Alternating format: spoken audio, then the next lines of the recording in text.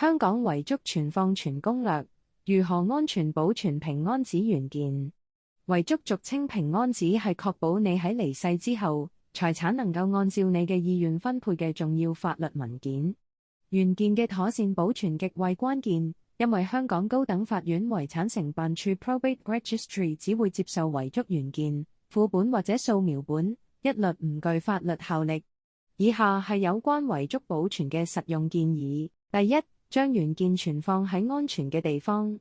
一、家庭保險箱，可將遺囑原件存放於家中防火、防潮嘅保險箱入面。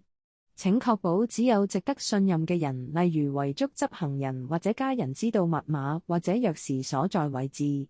二、銀行保險箱，銀行保險箱嘅安全性較高，但如果要喺你身故之後取出遺囑，家人或者執行人必須向民政事務總署申請開啟程序，一般需時至少6個月或者更長時間，先可以正式開箱，因此唔建議作為唯一嘅存放地點。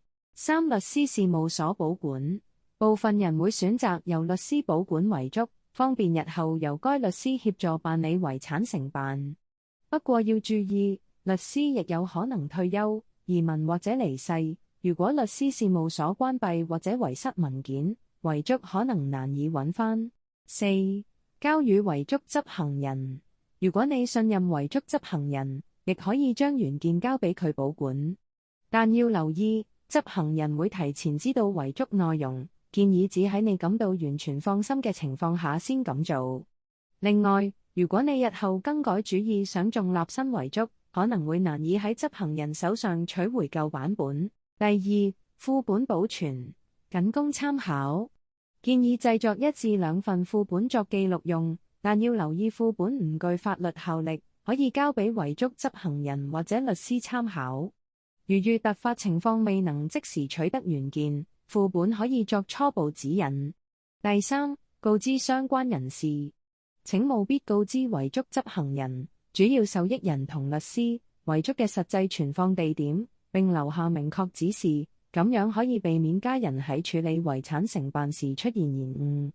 第四，保持文件整潔，遺囑要保持乾淨、平整，唔好摺，唔好裝訂，唔好用釘書釘。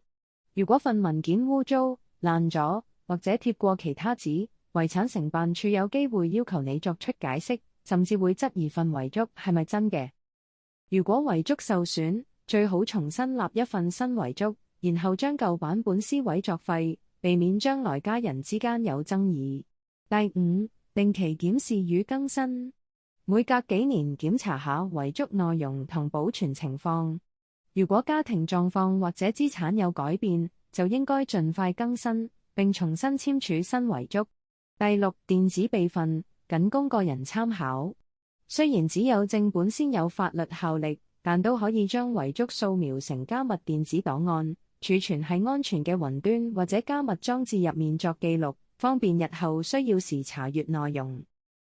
喺香港，遺囑正本嘅妥善保存係非常重要。請揀一個安全、可控制、可信嘅存放方式，並確保家人同遺囑執行人喺需要時可以快啲揾到。保持文件整齊清晰，有助將來嘅承辦程序更順利進行。安心三寶應用程式能助你輕鬆製作遺囑。如果你有任何疑問或需要協助，歡迎到我哋網站了解更多。歡迎 WhatsApp 91277273聯絡我哋同入我哋嘅 WhatsApp Group 了解更多資訊。記得 Like 同 Share 俾你嘅朋友仔。拜拜。